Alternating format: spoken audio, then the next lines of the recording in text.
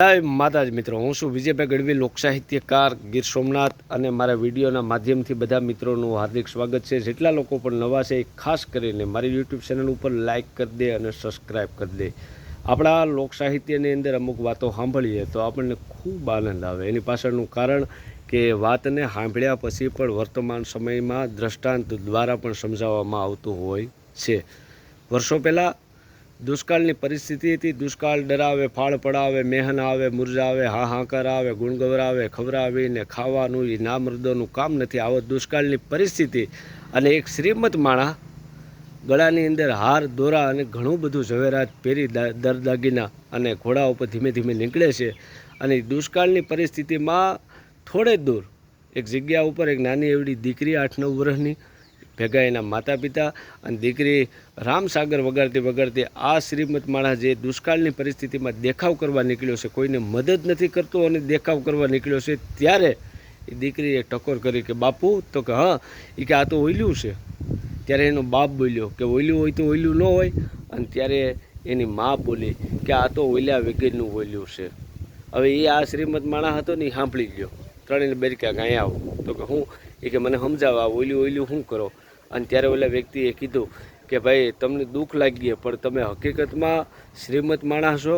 તમને ભગવાને ધન સંપત્તિ આપી, દુષ્કાળની પરિસ્થિતિ છે, બીજા લોકોને તમારે મદદ કરવી જોઈએ, એના હાલ ચાલ પૂછવા જોઈએ.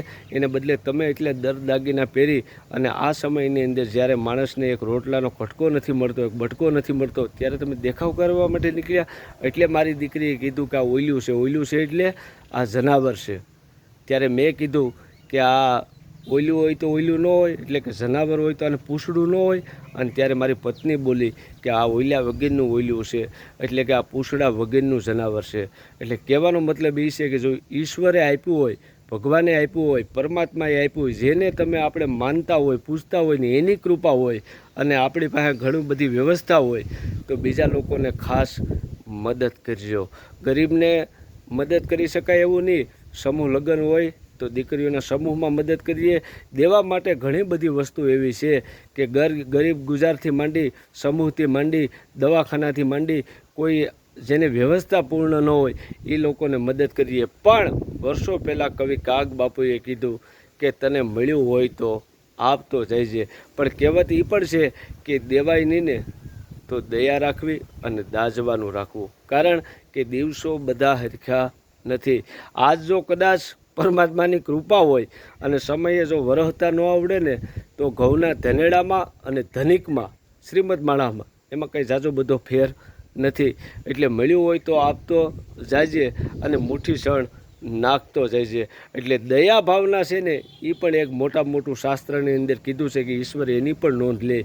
એટલે જો થોડું ઘણું પણ મળેલું હોય તો દેવું, અને થોડામાંથી થોડું દઈ દઈએ ને કાંઈ ન હોય ને દઈ દઈએ ને, તો પણ પરમાત્મા ખૂબ રાજી થાય. એટલે લોકસાહિત્યના માધ્યમમાં આવી ઘણી બધી વાતો છે કે એના માધ્યમથી તમને અને મને સુંદર મજાના ઉદાહરણ, દ્રષ્ટાંત દ્વારા પણ ખરેખર સાંભળવાની મજા આવે, સમજવાની મજા આવે. માટે બીજું કાંઈ નહીં, આનંદમાં રહ્યો. જય માતાજી, જય સોમનાથ.